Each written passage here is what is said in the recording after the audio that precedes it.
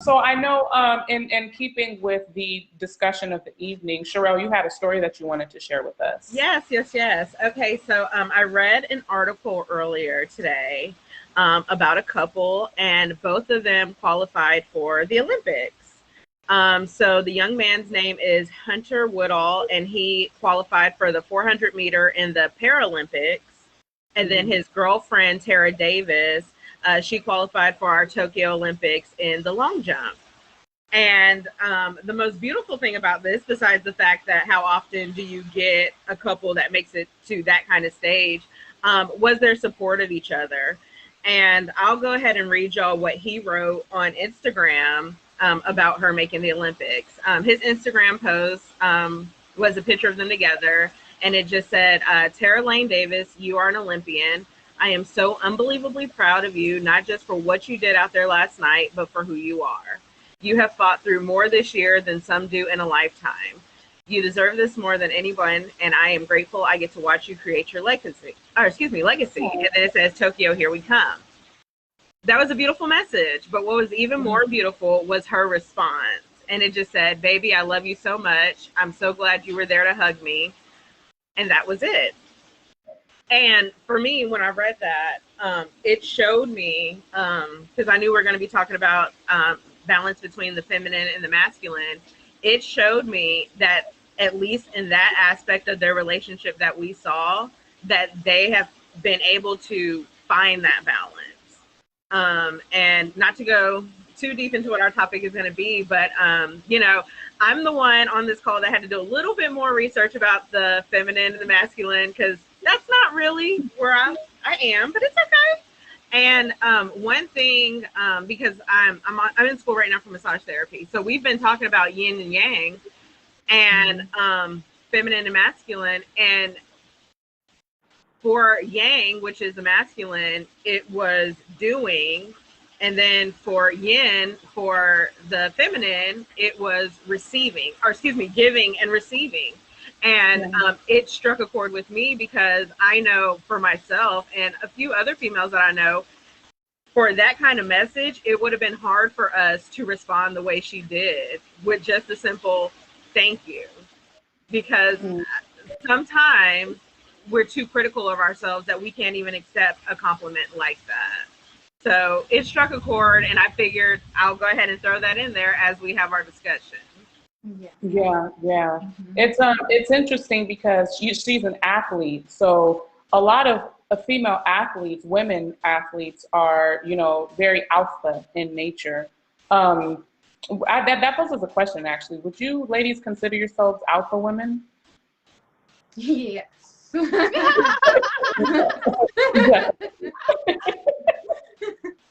What about quite you, alpha, though. I'm not someone that like toots her horn, you know, but I'm someone that like gets it done behind the scenes, and I got my ABCs lined up, you know, I'm ready to go.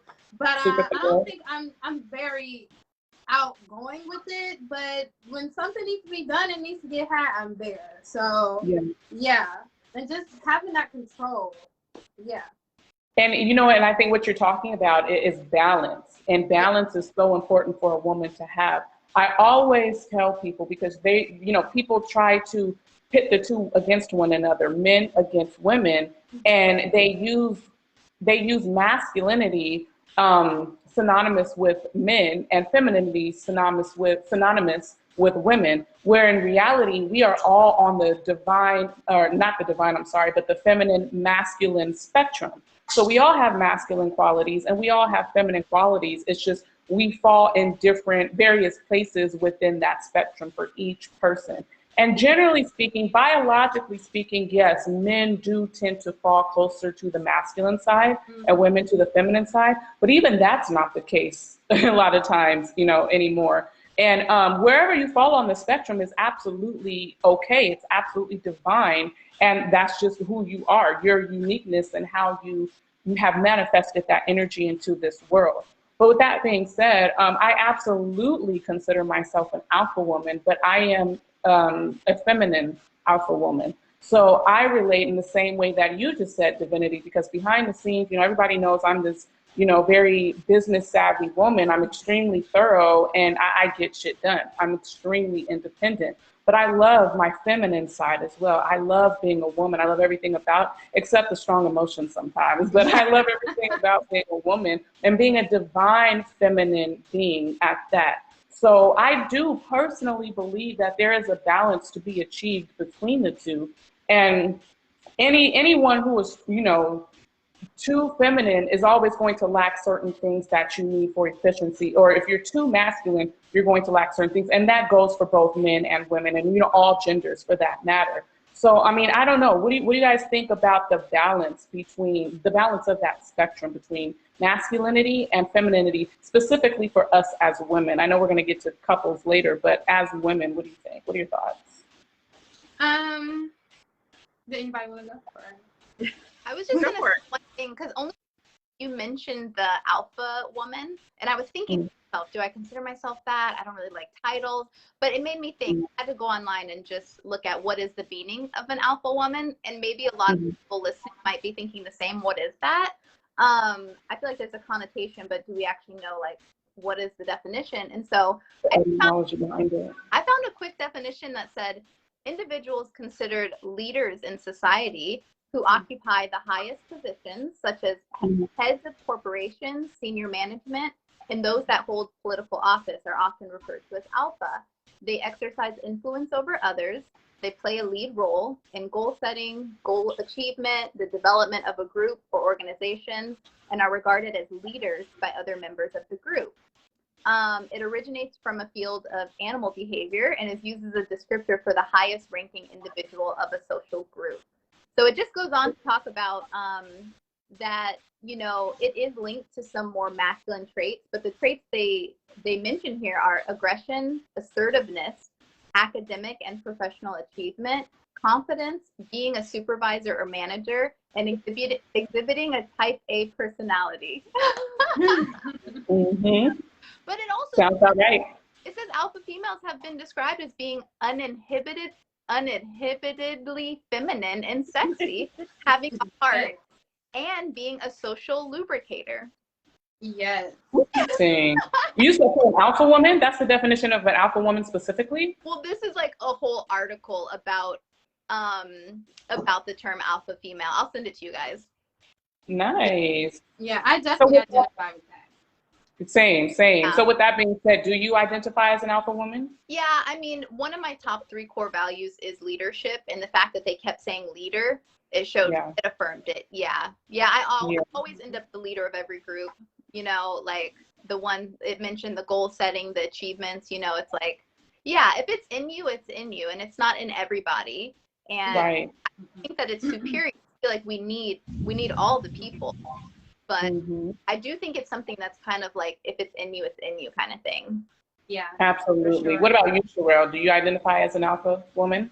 Well, now that she's read the definition, I guess technically I am. I think for me, I think what reserves it for me is that I've never necessarily been known as assertive.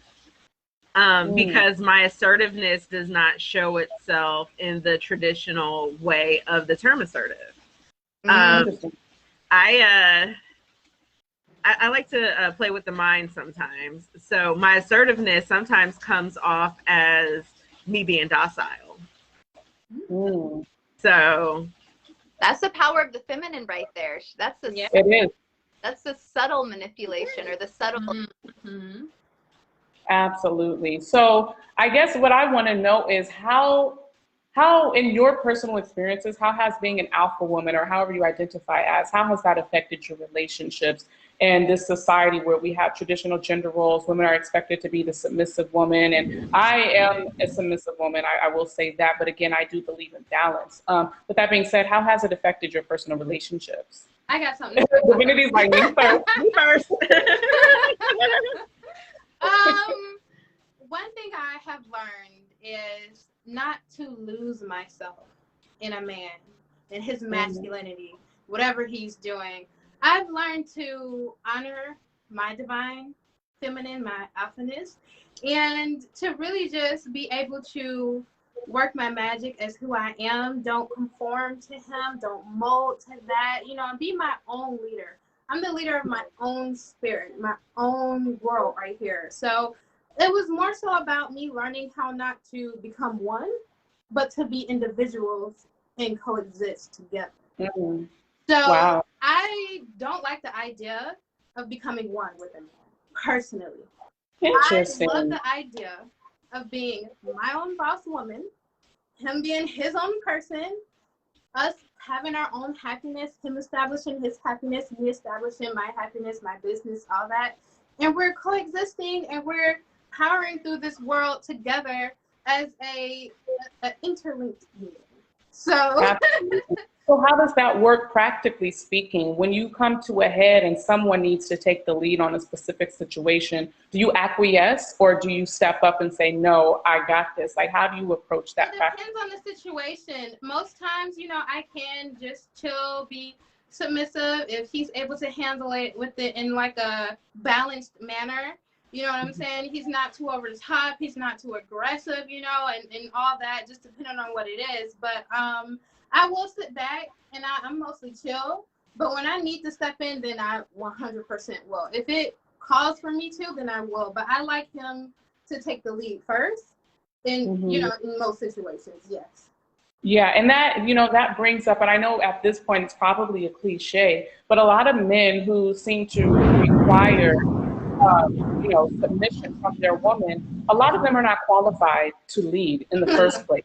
Okay. So, I always say, and this is a huge thing, Black women don't submit to their man and blah, blah, blah. It's like, well, how many Black women can say they have a man that actually knows how to lead you somewhere other than a ditch? Right. You know what I mean? Right.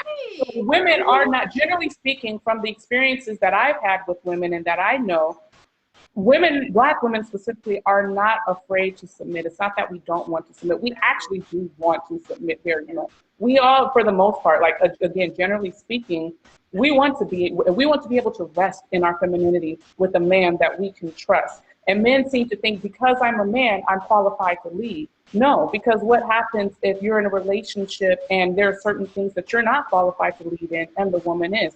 What are you supposed to do then? Am I supposed to acquiesce because you're the man? No, obviously in that situation, organically, I'm qualified to lead, at least in that area. So when you have a man that is worth leading and that you actually naturally respect, and you see his vision and you respect where he's headed with his vision, submission from that point is extremely organic. It's a very natural rollout. Yes. Hands down. Yeah, definitely. No question.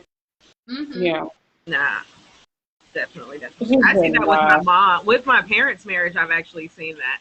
Because my mom, anybody that's met my mother, outspoken, the complete opposite of me, if you will. So outspoken, she's gonna speak her mind. She gonna do what she want to do. Mm-hmm. But one thing growing up, and that's one thing I'm grateful for, to grow up with my parents being together, is she's still her. Like, she ain't never gonna change. She always gonna have that mouth. Yeah, she shouldn't. But my daddy makes the decisions in this family. But my dad's been leading her the right way for 40 years. Exactly. And that's all it comes down to, proper leadership. Not everyone, especially not every man is born a leader. No one is, not everyone is born a leader, period. But every man is not automatically a leader just because they're in the masculine, just because they're automatically action oriented. So, how can we find balance in partnerships as an alpha woman? The first thing that's coming up, especially here, is there room for partnership? And like, Ella, I think you're going in and out. Can you guys hear her? If she say something, I hear you. Mm-hmm. I can hear you now. Okay, wonderful. So the one thing that keeps coming up, and this is something new to me since I've been going deeper into my studies of masculine energy, like since we're facilitating this this journey, is one of the things that the masculine needs is, and this is our masculine energy inside of us and the external masculine, like the masculine needs room for error. And it's like the thing is, just because we need a masculine that is in his leadership energy, doesn't mean that every single time we allow him to lead is going to be perfect, you know? True. I was actually like, one of the things that the masculine really needs is room for error. This is what I found. They need room for error. They need room to make a mistake, and for us to be like, it's okay. Like, I understand. And then not hold it against them and still be willing to lead. Because my question to you is, in your parents' marriage, did you ever see where your dad did mess up, and was she nurturing about it, or was she like, did she get on his ass? Like, no, that is one thing I've actually never seen. Again, she gonna speak her mind when she speaks her mind, but when it comes to stuff like, you know, making decisions for the household and things like that, when he has messed up, and I will say this, I'm biased. I think my daddy is perfect. I think my dad is a superhero. So it's kind of hard for me to say, but you know, it's especially like kind of when it comes to emotional things. It's more of, she does it, it sounds weird, but motheringly, you know, in a, not motheringly, nurturing. She does it in a nurturing fashion. And it's never what society has taught us young Black women to believe about, oh, you messed up, that means you're wrong. I will never listen to you again because you messed up that one time. Like, we're perfect, and we're not. So just seeing that, that it's okay if you don't do perfectly. She never held him to an impossible standard. She held him to a high standard, and there's a difference. Right. Ooh, Absolutely. yes. I love that. That was beautiful.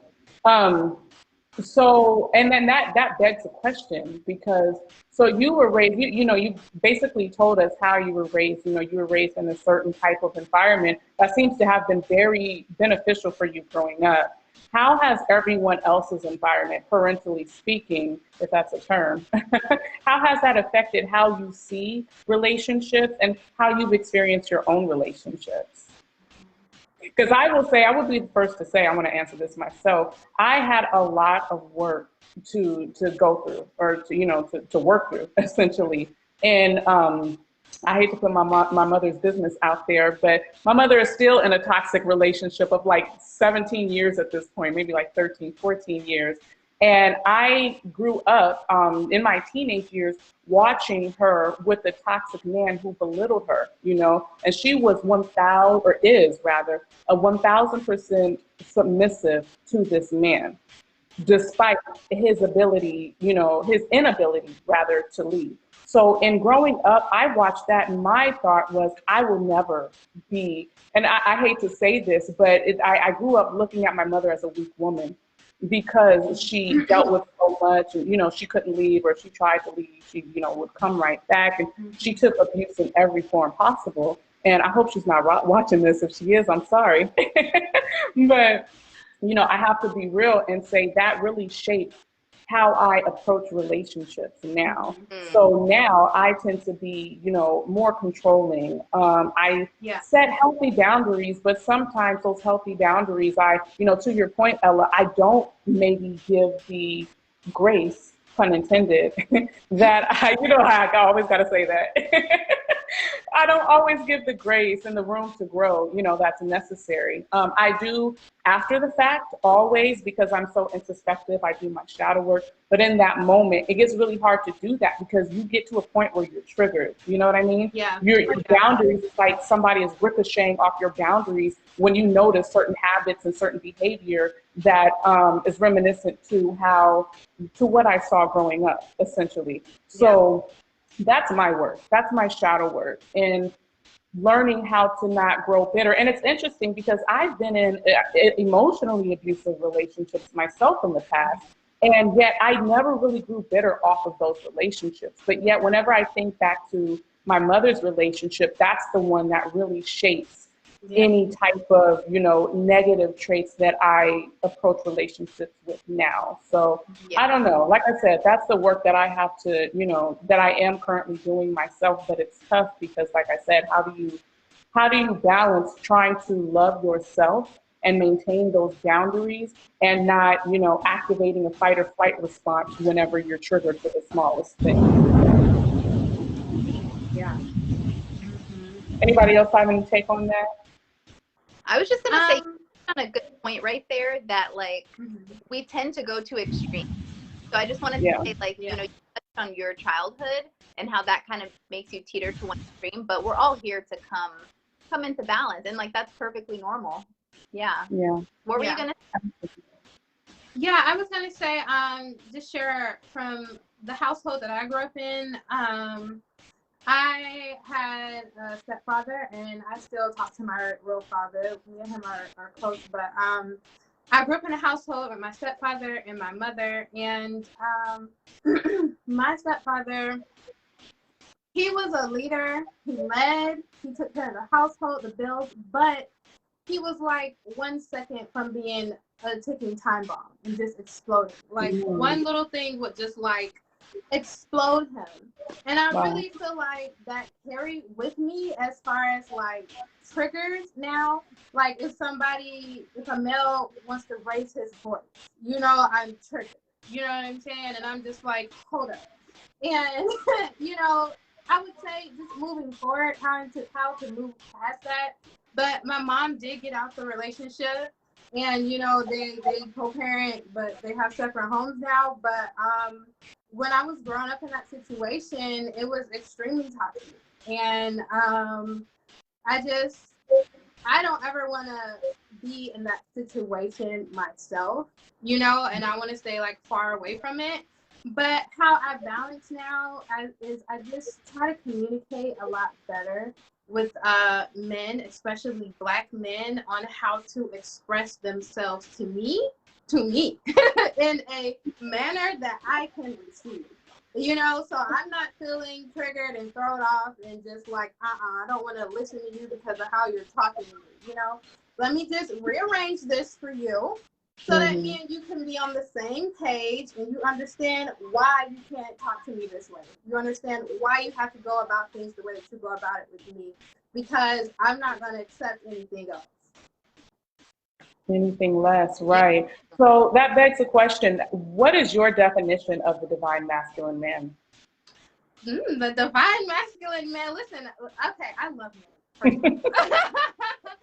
They are like candy to me, regardless of what I have been through in the past. I know that's the individual male. I never like to carry that into anything else. I take the lessons, but I don't like to say, oh, every man's going to be this way because of that. Right, no. So what I've seen and experienced in a divine masculine male is just like complete. You'll be surprised, like they can be very nurturing as well when they're balanced in their masculinity, nurturing and protective, and everything's covered. They know how to express what they don't like and what they do like, just simply like, no, I don't like that. Let's try something else. They're not like over the top where they're, just raging or something, So I've just seen a balanced masculine male really be able to express himself and balance his energy. And again, be that protector and a nurturer, and make sure everything is handled and covered. If there's something that he doesn't like, it's just so easily and simple for him to say. It's not some big deal, Yeah, absolutely. That's what I have witnessed. Well, like, I think with that, like everything Divinity just said, like so coincided with what the definitions that I saw of Yang were. And I loved how you were like, you tell me and I'll rearrange it so it works. That's literally what it is. Like, for men, for the masculine, one of the images is a straight line. Like, this is how I see it. This is how I see it. And then for women, it's for the feminine, it's a broken line. And for me, that just says, and circular energy is kind of also what I saw associated with the feminine, and that it's that flexibility that comes with it. But for the masculine, that it's light, it's doing, and I think for me, what my definition of that is a male who can be action oriented, but still, well, a male who can know the difference between aggression and assertive. I think. Yeah. I think for me, that's the simplest way to define it. Because just because you're aggressive doesn't mean you're assertive. Yes. And you can be assertive without being aggressive. Exactly. And some of the most aggressive men are the weakest, most emotional men as well. You know? So aggression actually is a front, you know. It doesn't necessarily mean, it doesn't coincide with like strength, for example. So no, that's 1000% true. Yeah. And I feel like what Divinity was touching on a lot of, which is like the feminine is often called the like chaotic energy, right? Because we are just this like free flowing, you know, women are free flowing. We like to flow. We like to just be in flow. And our energy is very, it's creative energy. Like when you think of a creative person, right? They're kind of scattered. The energy is like this, right? But the masculine actually comes and creates like a structure. And so this is what's important, because the structure doesn't, what some might call in polarity containment, it doesn't squish the feminine. No. It's there to provide containment, which actually containment, yes. Like protection in a sense too. Protection. Contain her energy. And that's where actually that sense of safety comes from. Like at the root of every very like feminine woman, she wants that feeling of safety, of like someone has my back, like I can lean back and someone's there, right? I think Divinity was also touching a lot on the fact that women are more emotional and men, or feminine energy is more emotional and kind of somewhat reactive, but that's just how we are. We're here to express, whereas masculine can be very logical in a way that I appreciate. Like when I'm pre-mooning or like on my moon time, it's like, yes, please be direct, order the dinner, whatever, you know, like I don't want to handle it. Like, yes, be logical, direct. I'm over here talking in circles and they're over there being logical, you know, like, and that energy is very, very needed. And like, I know I appreciate it. And I think that's how we can keep the balance, to go back to your other question. It's like appreciating the masculine. Like the masculine energy needs to be appreciated. Absolutely. I wholeheartedly agree with that. I'm sorry, Grace. Go ahead. No, go ahead. No, I was saying, like, I love how you said it like that, because one thing about me that really resonated when Grace told me when we were talking about the topic was, for me, growing up, literally until probably 2 years ago, the word feminine was a curse word to me. Like, oh yeah. For people who don't know, I said, explain that. How so? Like okay, so you know, like that. Like, because in my mind it was so cut and dry, and I didn't want to be seen as a girly girl, a crybaby, anything like that, because I wanted to be a soldier. I mean, at one point in my life I wanted to be an assassin, and now, you know, I work in athletics, which is very, very masculine energy, and so I spent most of my life thinking that feminine was a curse word, and then I'm gonna go to my faith a little bit, but I started doing a study on the book of Esther in the Bible. And the thing about Esther, besides it is literally the only book in the Bible that does not mention God outright, is that it took the femininity of a woman to stop the genocide of an entire people. She didn't go to her husband and was like, okay, look, this is what you got to do. You ain't killing my people, blah, blah, blah. No, she had to stop. She had to listen, and she did things the way she had to do it, in that structured way. You have to wait for the king to hold out his scepter to you for you to talk and all that. But by her doing that and being submissive, she was even more powerful. And that resonated really deeply with me doing that study, not only spiritually, but it made me stop and take a look at myself, because in relationships, one thing I always said was, you know, I've had narcissists, and in relationships, I've always had to take care of the person in some way, shape, or form. And when I changed my mind about that, my interactions with men changed. And it did get to that point of that whole, I love the chaos contained in the container. So I can feel comfortable going, okay, I'm about to be completely illogical and completely irrational, and I'm going to say some crazy things. And then for him to go, okay, say it. And then go, Right. okay, but why are we doing that? So let me be crazy and then bring me back down to earth is just, it makes so much of a difference, because in other relationships, I was never emotional because I couldn't be, because I had to take care of them emotionally. Yeah. So you're essentially saying, give me room to be crazy. And I 1000% agree with that. I love it. It's freeing. It is so freeing. It's halfway in jest, but really, you know, that chaotic energy, quote unquote, that they say we have, you know, that creative energy is chaotic energy. It's free form. That's what it is. This entire world was created off of that free form, chaotic energy. Yes. So you need to let that energy be, because when you construct it, that's when you have destruction. So to Ella's point, which you put it so beautifully, that containment is necessary, and how Sharell just expounded on that. Yes, give me the room to be crazy. Give me the room to be chaotic. Give me a safe space to grow in that, and you will get literally the best version out of me when you know how to. But you know what the problem is? A lot of men don't even know how to control their own emotions for them to even be able to be a containment for another person's emotions. They wasn't So that's taught. the problem.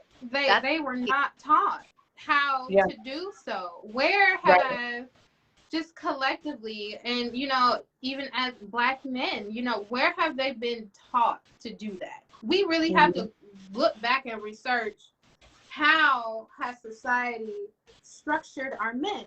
Yeah. You know? And you know, our men were following something that was not of them. And I've talked about this a lot. We've talked about this a lot, y'all. Like how, especially our Black men, like they say they were following something void that was not natural to them. How we're structured in society, with just from having family and birthing and growing and having entertaining money, generational wealth. We weren't taught, Black men weren't taught. So us as the women, the healers that we are, we're going back and we're getting that information. Saying Kofa, if y'all heard it, we go back and we get it, and we have to bring it to our men, our communities, ourselves, all of that. You know, is it work? Yes. It's hella work. Is it tough? Yes, it can be. But now that we've like shifted into this higher consciousness as a collective, this is one of the top things that we have to do. Personally, how I feel, you know, just as our community, as Black women, as the healers that we are, help our men, bring our men back to a more natural state of being where they can help balance with us. They were not taught for generations how to do so. Yeah. That is so, like, when you were talking, I know y'all probably saw all my crazy faces as that was going on, because I tie this thing to everything, because in America, as a Black person, so much of what we are doing today in 2021 is tied to this one letter. I'm gonna mention it every time. The Willie Lynch letters. The Willie Lynch, especially as you were talking about how our men weren't taught to be that way. It's because, once again, years ago, it was broken down to the point that we weren't supposed to respect them, because we were expected as women, Black women, to lean on the master, the white man. So, you know, when all of that is said and done, I think sometimes with men and the toxic masculinity that we see, it's because they're fighting against that old notion that women are supposed to be looking at them as though they're weak. And unfortunately, in our society, being able to express or even understand your emotions is considered too soft. And that goes against what they're trying to establish, which is, again, kind of that male dominance that was taken away from them when our people were brought here. And this is where the shift in the higher consciousness comes in. For it, especially for us, I feel like so many women, and I want to say it's just especially Black women, we're getting these downloads. We're correcting our DNA structures. We're moving past all of that. We're healing so much. And you know that just all ties in together. You know, we're getting that information again on how to, like I said before, just balance with our men, and we're teaching them. So we have a lot of work to do. Oh, and I think that's where that grace, no pun intended, and well, pun intended. That's where that and that patience and that allowing. Literally, this was the term when I researched it. Room for error. You know, like just allowing that room for error with the men, because especially the Black men, the same way we talked about needing to go to extremes, I feel like most people are like that, right? Like you realize you're way out of whack in one area and then you go to the other extreme, or as a coping mechanism, we go to the other extreme. So what I was hearing when you both were speaking was about the fact that Black men, they need to go to a space where they can just cry and be weak, because they never got to express that. And I think kind of that's what's been in for a while, is like, and kind of what many are just going into now, maybe with the whole pandemic and stuff, is like allowing that space for them to grieve and to express those feelings that for so long in so many households, you know, boys were suck it up, boys don't cry, you know, kind of giving them that space to grieve and be sad and be a little weak. And then like Divinity spoke about, it's like, then we're coming here to really activate them. And I think I've seen some women post, and it's a little controversial, about, you know, it's not our job to raise these men. It's not our job. It's not our job. I've seen that. Okay. But who's gonna help us? Yeah, but it's like when it comes to leadership, I like to think of it as an honor, because like I said, the women, we are the rulers of the energetic and the spiritual. The men are the rulers, are the masters of the physical. That's why they can create and produce. So with that being said, I think all of us on this call know what is the stronger foundational energy, the spiritual. So we have to start there. So we have to start. So I have a question to what you just said. As far as giving men room to be sensitive, to cry, which I wholeheartedly agree with. What do you think about, because this is pretty controversial as well, a lot of men who, especially in you know, our generation as millennials, a lot of the men are now perceived as too weak, too sensitive. They're perceived as punks because all they do is emote and complain and nag, and they're a little too in touch with their feminine properties. And I'll be the first to admit, I'm not even attracted, Sharell, I see you. I'll be the first to admit, I'm not even attracted to a guy who's too feminine, if I'm being perfectly honest. No, but here's the thing, and this goes into what I was telling you ladies about last week, as far as me saying that my type is an alpha male with a beta heart. So again, like that's the balance that Sharell was just signaling a moment ago. But it's like, I wholeheartedly believe in providing space for a man to be emotional within private, within me. But when you have men that are a part of our generation who are too sensitive and, you know, they can barely hold their own, what do you have to say about that and finding balance from that end of the scale? I've dealt with a Cancer. Yeah. You said, oh, Cancers are no joke. Oh my God. Cancers and Pisces. Cancer and I'm a Pisces, men so I are know. no joke. I did. Oh my God, I didn't know. I didn't, but now I know. I didn't know. But now I know. You sound recent. Just clarify that ideally men taking that stage or that period would be done out of relationship. Now, this is not a perfect world, but ideally I feel like men would go through that initiation and phase, not while leading a woman in a romantic relationship, if that makes sense. Yeah, that makes sense. Absolutely. So I actually, did you have something you want to say, Divinity? Oh no, I was just agreeing. Now, I wanted to actually, I reposted this on Facebook like last week, or no, just 3 days ago. I want to give her a shout out, Tia Taylor. But I want to read her description of the divine masculine man because it resonated with me as it relates to the divine feminine. She put, the omnipotent man understands, accepts, and embraces femininity in its entirety. He does not try to water down femininity. That is all of intuition, wisdom, freedom, liberation, chaos, creation, destruction, flow, fertility, spontaneity, fun, nurturing, gentle, forceful, calm, fierce. Like the tides of water is the true nature of femininity. He understands this. He does not try and staple femininity to the part that makes him comfortable. He embraces the challenge of uncomfortability, studies it, strategizes it, and attacks it. His aim is to win. He is divinely masculine. He fears no challenge. He creates a safe space for the divine feminine to relax and rest in femininity.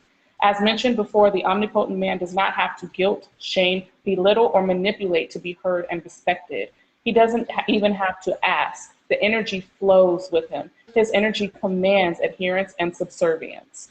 So that is what really resonated with me. It was lengthy, but it resonated. It resonates, all right. Yes. Yeah. That was a good one. Yeah. Absolutely. I think that's what, being able to do that, I think, you know, it goes back to that's what makes a good leader for me. You know, one thing I absolutely, my favorite person, one thing I absolutely love is that my favorite person is silent. But you said silent? He don't talk to nobody. He don't talk.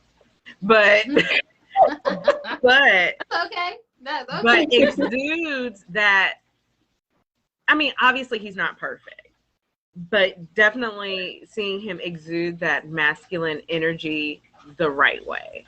Because again, I have said to everybody that's ever met me, there are two things with testicles on this planet that can get me to do what they ask me to do. Two. One of them is my father.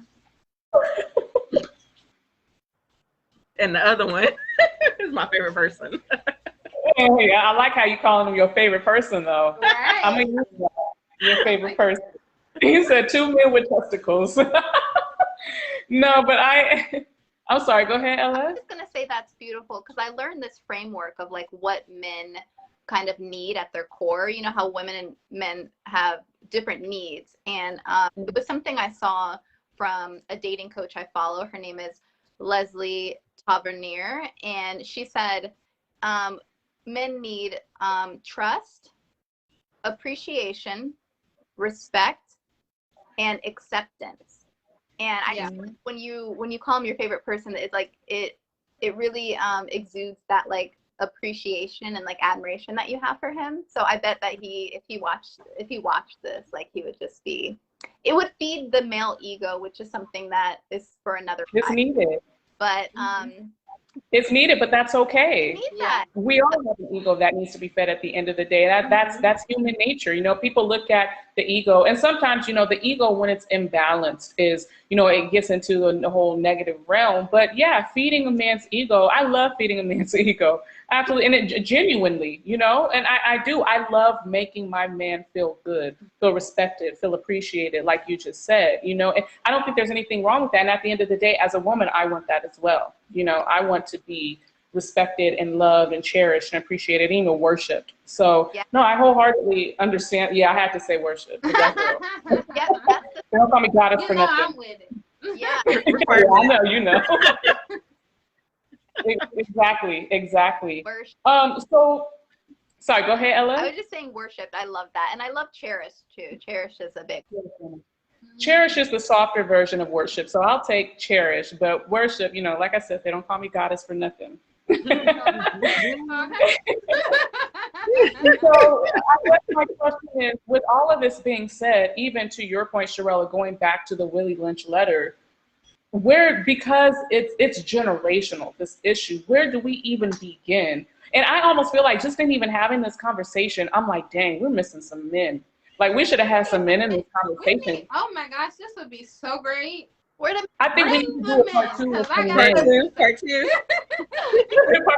I really do think we need to do a part 2 with some men involved, because like, and that's one thing that I just noticed as we were speaking, as great of a conversation this is, and I think we are all very well balanced women. We're not one-sided women. Like, we don't participate in the men versus women conversation, you know, so we're very well balanced, each and every one of us. Yeah. But even with that being said, like, I'm missing a man's opinion in this as it relates to bridging that gap and healing that gap that is out in the world between men and women. So we may have to do that, you know, like I said, a part 2.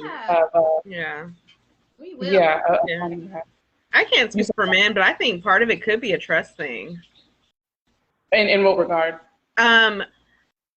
You know how we're talking about as women, you have to be able to lead me in order for me to submit to you. So I have to trust that you can lead me. From what I see, and again, I'm coming from a standpoint of younger, I mean, of course, my age group, but, you know, I work with teenagers, and I absolutely believe the children are our future.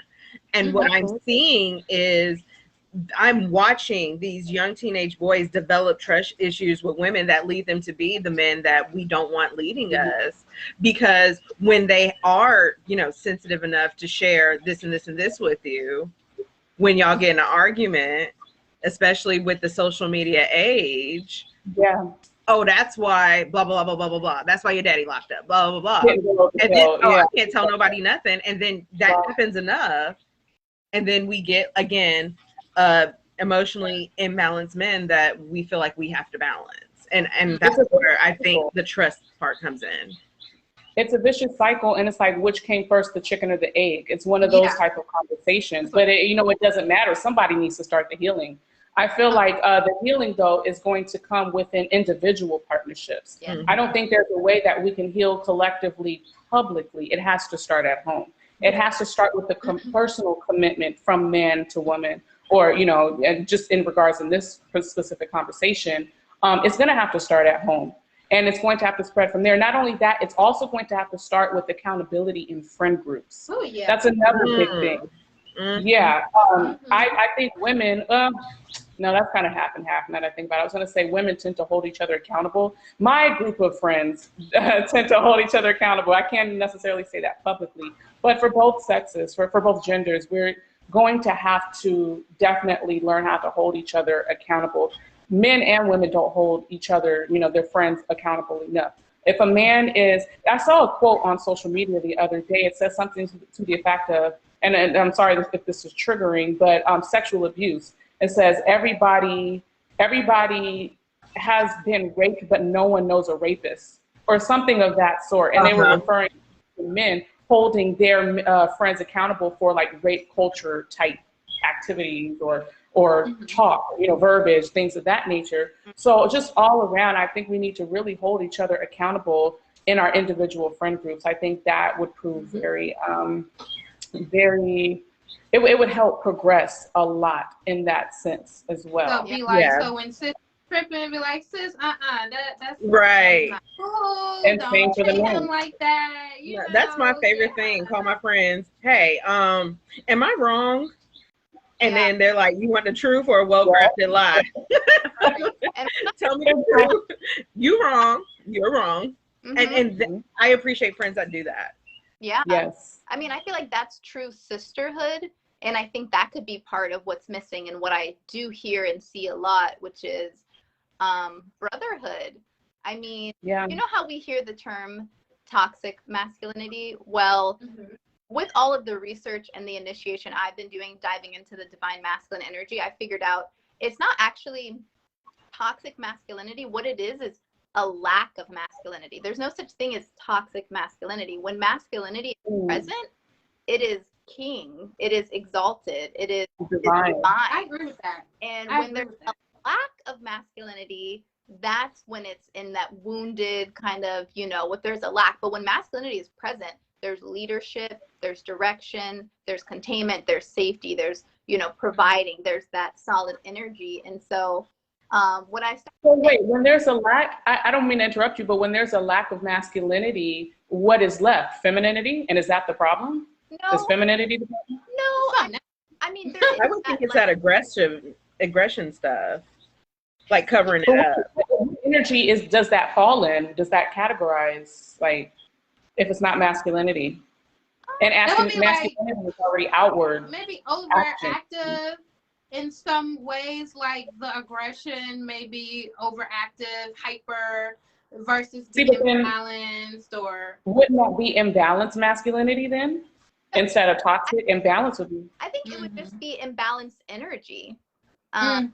Generally speaking. Yeah, generally, because, you know, I think if you're a man, unless you've been taught young, unless you had like rites of passage, or you had a father who was ignited and exalted in his divine masculine energy, you're not going to know what it is. So it's kind of like an empty box in a way.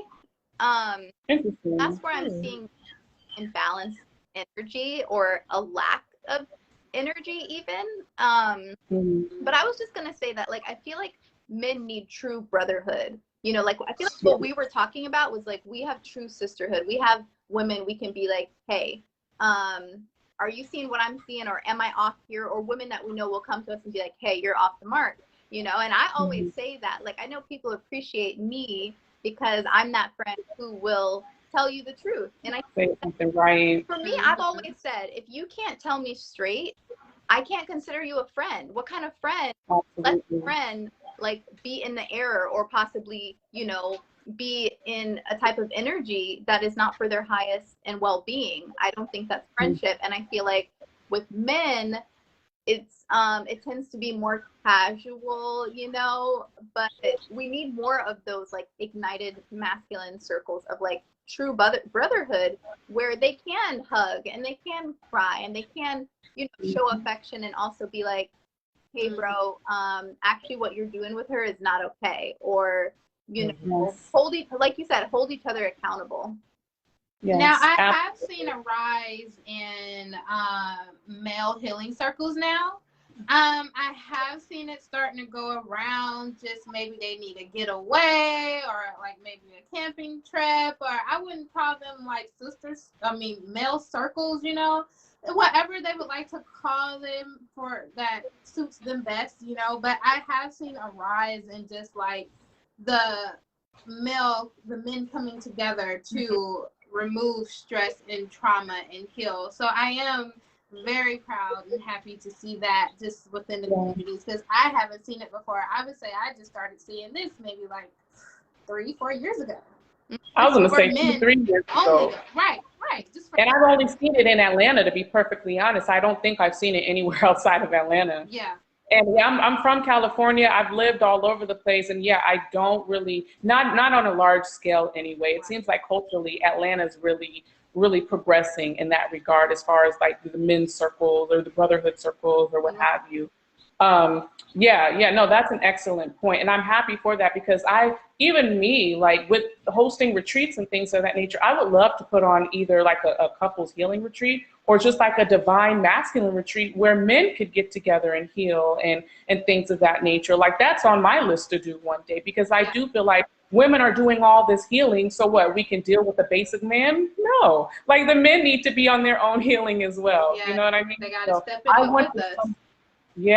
I need to somehow, or I want to somehow provide space for that to happen. But yeah, so I have one last question, and it's just a little fun question, but what public divine couples do you guys see as great examples in the media, or like I said, public figures, or, you know, what couple makes you go, that's where I want to be? I don't remember their name, but I think it's called Black Raw something. I don't know, but they both have locks and they're both really fit. And I don't think I've heard of them. He has like a bang with locks and long. I wish I could pull up a picture, but I don't even remember their name. But I just know that when I see them and they have kids together and they have their businesses and they're both, you know, they've been working out and taking care of their body, all that. I'm just like, y'all are doing it. It's so divine. Amazing, you know, like I love it. I love to see it. So yeah. I gotta figure out their name. Pull them up. Yeah, that doesn't ring a bell to me. I would love to see them. I see you up there thinking, Sharell. I have one.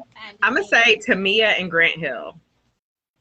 Oh, that's a good one. Because that thing has lasted through a musical career and an athletic career, and we know what can happen in both of those worlds.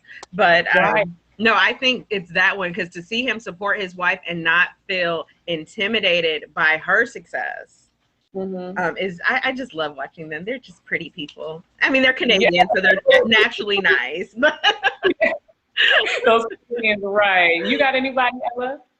Yeah, I love, and I just found out we have some of the same astrology placements, which makes sense. But what's her name? It starts with a T, and her husband is Iman. He was a basketball player, but now Tiana Taylor and Iman Shumpert. I love them. I love them. I love her. Yes. But and then when I saw them in an interview together, and like the baby was like crawling over the couch, and like Little Junie. Oh, I love them. Like she talked about how that they finally got together. He had like had an injury and she was like, no one was taking care of him. He was over there not, and she came over and like took care of him, and then they ended up together. And when you see them, if you just see like an interview of them, they're kindred spirits. Yeah, and they're a power couple. I mean, just like you said, like she's doing her thing and he's not intimidated by, like, they made a song together. Like he was saying how, yeah, a lot of people don't know I do music, and seeing them make music together showed me how like the feminine can really ignite the masculine, like to where, you know, he was doing basketball, but then he's like, well, I actually want to do music too. Like, you know, Right. they're just, I love them. They're so sexy. Can you see? Oh, wow. They're a beautiful couple. Holy. And they have children together, and every time, like they have 3 kids, I believe 3 or 4, and just every time I see them, they're just, I'm like, whew, y'all. Yes. They're beautiful. I'm already inspired. I only saw a picture. Sheesh. Right. I do have a couple as well. Ace Hood and his wife. I want to say her name is Shayla. Is her name Shayla? I can't remember her name, but she is so supportive of her man. Yeah, and she's dope in her own right too. So wait, I have 2.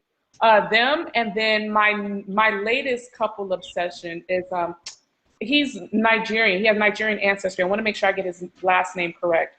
Toby Nwingwe. Oh, and his wife Fat. Yes. That's literally what they call her, like Fat or something. You know who I'm talking about? That would be like my top 2, Tiana Taylor and then them. They're everything. They are. Even like the way they co-create together and do music together and family, and in his songs you'll hear him like, if you're not paying for my wife and kids to come, I'm not coming. I'm like, that's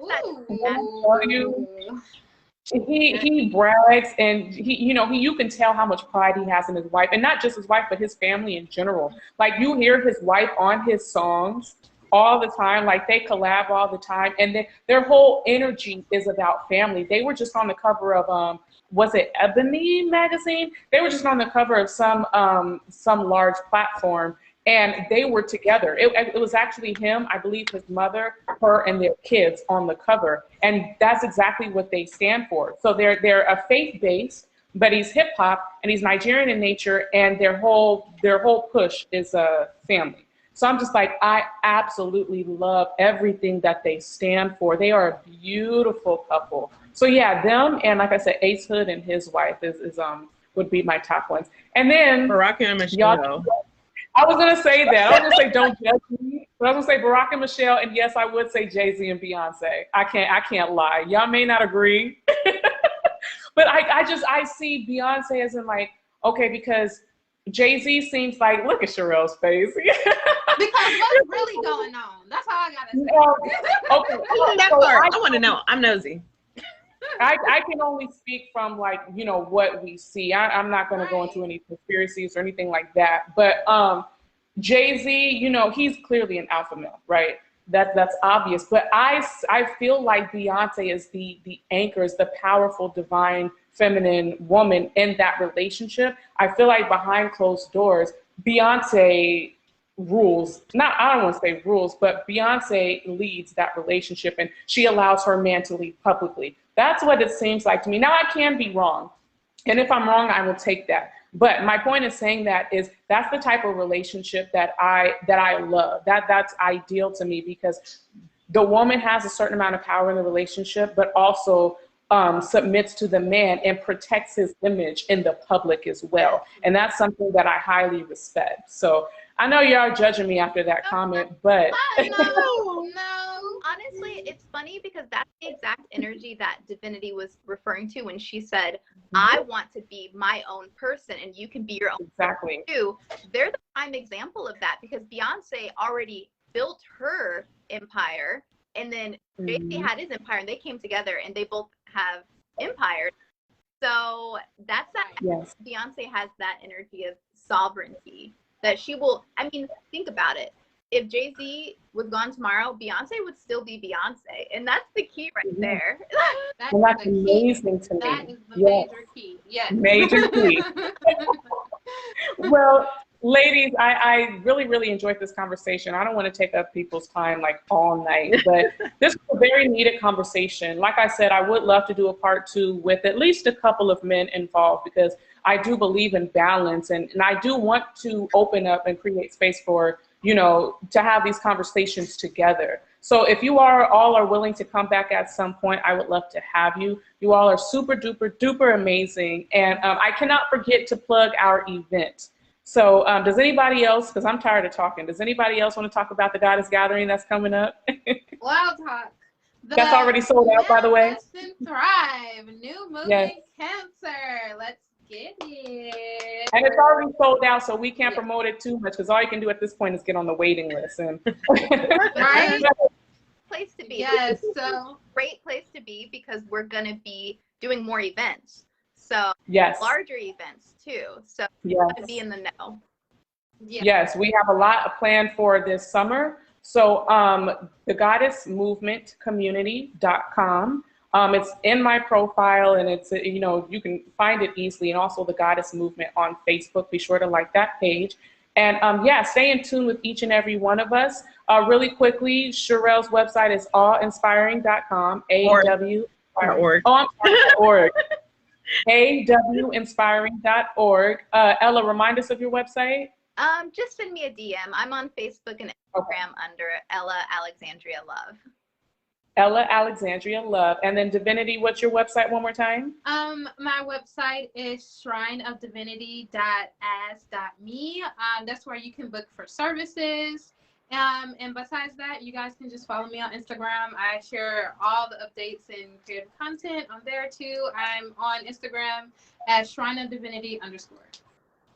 Yes, thank you, ladies, again. It was a pleasure having you, and I hope to see everyone soon. TheGoddessMovement.com. Thank you, guys. Bye-bye. Bye. Thank you.